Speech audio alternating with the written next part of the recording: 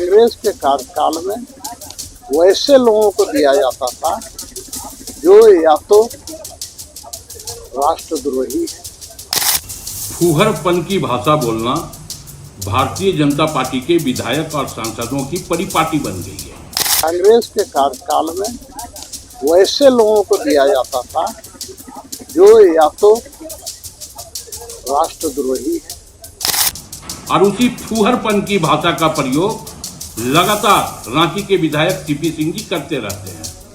कांग्रेस के कार्यकाल में वैसे लोगों को दिया जाता था जो या तो राष्ट्रद्रोही है। नमस्कार, जोहार। मेरा नाम चितरंजन कुमार है और आप देख रहे हैं द भारत मित्र। देखिए, कल का दिन झारखंड के लिए बहुत खास था। खास इसलिए था क्योंकि दिशोम गुरु शिबू सोरेन जो है वो पद्मश्री शिबू सोरेन हो गए थे। हालांकि यह क्योंकि देश का तीसरा सर्वोच्च सम्मान है किसी भी नागरिक को दिए जाने वाला। और देखिए, झारखंड के लिए इसलिए भी गौरव की बात है क्योंकि तीसरा सबसे उच्च जो सम्मान है वो दिशोम गुरु शिबू सोरेन को दिया गया। मरणोपरांत यह सम्मान उनको दिया गया और यह सम्मान जो है वो रूपी सोरेन यानी कि शिबू सोरेन की पत्नी रूपी सोरेन ने जो है ग्रहण किया सम्मान। तो इस पर कई नेताओं ने प्रतिक्रियाएं दी। हर जो राजनीति सक्रिय राजनीति में है या फिर जो सामाजिक जीवन जीते हैं, ऐसे हर लोगों ने प्रतिक्रिया दी। और ये देखिए, समारोह राष्ट्रपति भवन में किया गया, लेकिन इस पर सीपी सिंह ने एक बयान दिया है।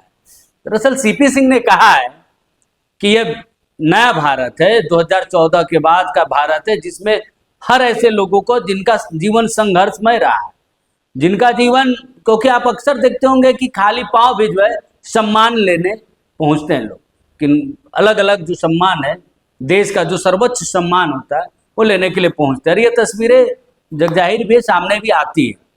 तो इसी पर उन्होंने कहा कि पहले जब कांग्रेस की सरकार थी तब देशद्रोहियों को सम्मानित करने का काम सरकार करती थी।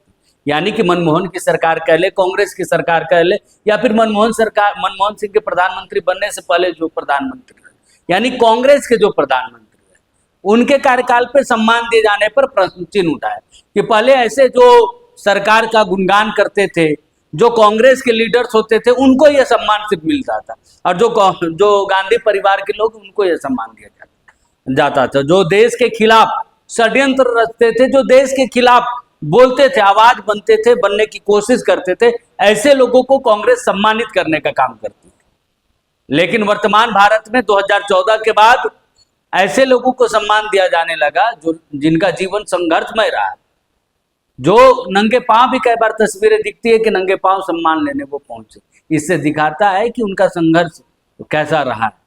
तो पहले वो बयान आप सुन ले सीपी सिंह का। उसके बाद इस बयान के बाद कांग्रेस ने जब इस पर भी प्रतिक्रिया दी कि कुछ भी सीपी सिंह कह दे रहे हैं, तो उनको ये बताना चाहिए कि सचिन तेंदुलकर क्या देशद्रोह थे, लता मंगेशकर क्या देशद्रोह थे। ऐसे कई लोगों का नाम कांग्रेस ने भी गिना है। और उन्होंने कहा कि सीपी सिंह ऐसे बोल देते हैं क्योंकि वो चाहते हैं कि कैसे मीडिया में बने रहे। बहरहाल दोनों नेताओं का बयान सुन लीजिएगा, लेकिन ध्यान लगा के सुनिएगा सीपी सिंह के उस बयान को, देशद्रोह वाले बयान को, तब आपको समझ में आएगी पूरी कहानी जो मैंने बताई आप।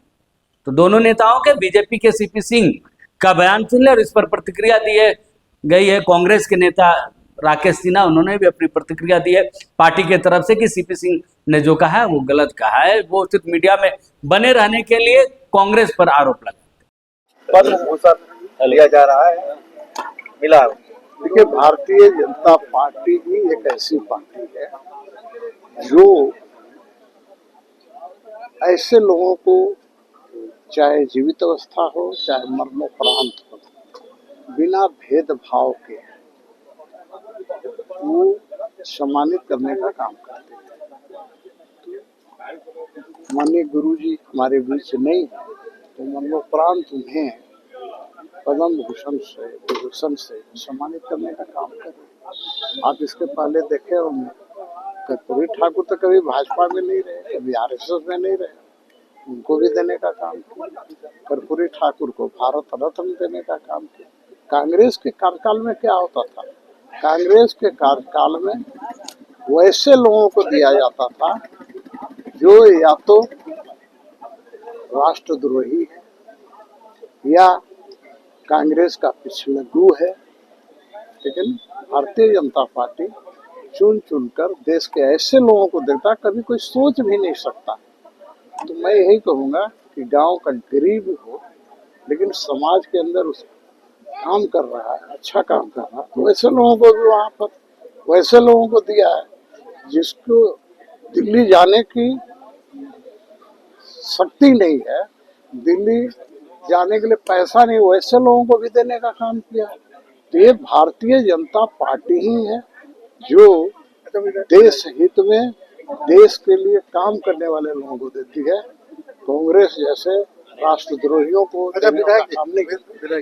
फूहरपन की भाषा बोलना भारतीय जनता पार्टी के विधायक और सांसदों की परिपाटी बन गई है और उसी फूहरपन की भाषा का प्रयोग लगातार रांची के विधायक सीपी सिंह जी करते रहते हैं। कांग्रेस सरकार में जिसको पद्म भूषण सम्मान से सम्मानित किया गया वो देशद्रोही है। ये सीपी सिंह जी कम से कम बोलने के पहले अपनी नैतिकता का ख्याल रखा करें। क्या डॉक्टर एपीजे अब्दुल कलाम वो देशद्रोही थे? रतन टाटा देशद्रोही थे? सचिन तेंदुलकर देशद्रोही थे? लता मंगेशकर देशद्रोही थे? तो ऐसे कई हस्तियां हैं व्यापार के क्षेत्र में, कला संस्कृति के क्षेत्र में, राजनीतिक के क्षेत्र में, जिनको कांग्रेस की सरकार में पद्म भूषण से सम्मानित किया गया है। तो इस प्रकार की फूहर भाषा का प्रयोग कृपया ना करें।